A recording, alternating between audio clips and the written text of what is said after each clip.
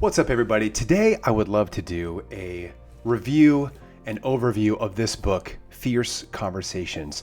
Now, in my work in leadership coaching and high performance coaching, this is a book that I return to and have returned to so many times. I've read it 3 or 4 different times now. I went through their training program. I love the content, and I'd love to share the 3 principles that resonate with me the most and have had the most impact for me in this video. First off, let's talk about what it even means to have a fierce conversation. So the author, Susan Scott, defines a fierce conversation as one where you come out from behind yourself into the conversation and make it real. So what the heck does this even mean? Well, oftentimes, if we have to have a difficult conversation with somebody, a couple things either happen. Either we avoid it and don't have it, or we stay hidden. We don't say everything that we want or need to say because we either have fear, or there's these stories we tell ourselves, or we just don't have the tools in order to have a good conversation. So in this book, Susan Scott gives frameworks that we can use in order to have fierce conversations. The first principle in this book that resonates with me and has had a huge impact on how I view conversations is this: the conversation is the relationship. Now, Susan Scott tells the story about this poet, David Whyte, and she got to see him speak on stage, and the story goes that he's newly married, and his wife wants to talk about the quality of their relationship. And so they talk, and then she wants to talk about it again, and then again, and again, and he's thinking hey, we just talked about this. Do we need to keep talking about the quality of our relationship? And then he realized that the conversation that he was having with his wife was not about the relationship. It was the relationship.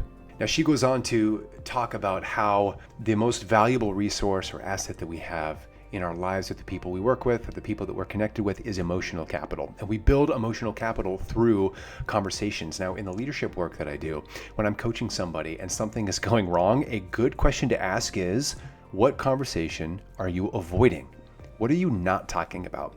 Usually, wherever they're not having a conversation is where the challenge is. We tend to avoid conversations we don't want to have where there are problems because it's painful. It can be awkward. It can not feel good. And when we feel those negative emotions, our brain screams at us to avoid them. The quality of the conversation is indicative of the quality of the relationship. If you think about the relationships that you have in your life that you want to improve, think about how your conversations are going right now. If you want to improve those relationships, how must you improve the conversations? The conversation is the relationship. Principle number 2 that resonates quite a lot is this one: all conversations are with myself, but sometimes they're with other people. When we have a conversation with somebody, there's a couple conversations going on. So one is a conversation that I'm having with myself, what I want to say, what I need to get off my chest, or how I want to be understood. Those are the stories going on in my own mind. In that conversation, if somebody is speaking back and we're having a conversation, I am interpreting what they're saying and having that conversation with myself again to intake what they're saying and interpret it and pass it through my own story filters. Every conversation is with myself, and sometimes it includes other people. Now, why this principle is so important is because it highlights the room for error in interpretation and how we must filter everybody else's words through our own emotional filters and our own stories. And it puts the responsibility on us in order to create clarity, ask for clarity, and not falsely attribute the wrong meaning to somebody's words. When we acknowledge that we have conversations with ourselves, again, we take ownership that our thoughts, our interpretations, and our words are our own. Now, how might this come across actually in a conversation? Well, first, let's acknowledge there's actually a few different areas, opportunities for miscommunication. So typically we start out with the thing that we want to say. We've got these feelings on the inside, we feel a certain way, and we need to turn those things into words in order to get them, to the other person. So first, we have to internally translate our feelings into words. So this is area number 1 where there's room for misinterpretation. Second, we have to convert our rational thoughts into the actual words that we speak. So we actually project the message to the other person.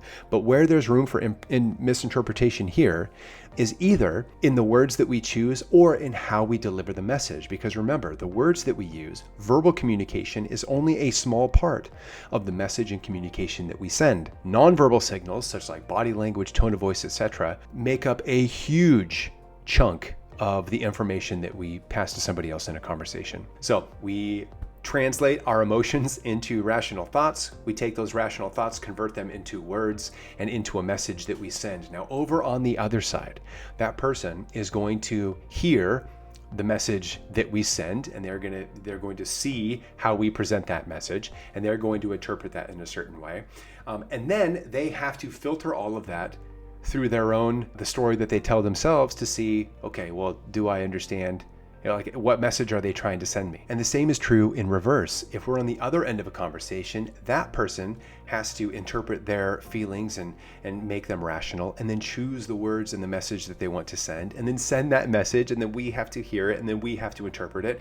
There's different stages for misinterpretation. So all conversations are with myself. Sometimes they're with other people. It puts the responsibility on us in order to create clarity and hesitate from making a judgment too quickly without really understanding where that other person is coming from. The third principle in this book, which really resonated with me, was this concept of presence.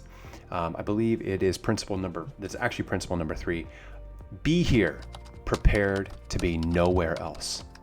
What does this mean? It means let's not be distracted. Let's be focused on the conversation at hand. As a leader, as a busy professional, as a family person who wears multiple hats, if you jump from one situation or scenario to the next, it can be very easy to take the thoughts and feelings and the to-do list from that scenario into your next conversation. I used to feel this all the time when I would have to go from one work meeting right to the next, and I was booked back to back. We would, create this list of to-dos and open items that we had to solve in meeting A, and then we would go to meeting B and start talking about new things. And meanwhile, my brain's like, okay, but hold on, I got to track all this stuff from meeting A and make sure I got everything down. Okay, focus on meeting B. That is not being present. That is not being here prepared to be nowhere else. But if you're booked back to back, how the heck do you show up and be present? Well, it takes a little planning. The best thing that works for me is actually something that I learned from Brendon Burchard in his book, High Performance Habits. It's about using transitions to set an intention. When you go from one meeting to the next or one conversation to the next, do not just go right from one to the next. Give yourself a couple of minutes, a little bit of time.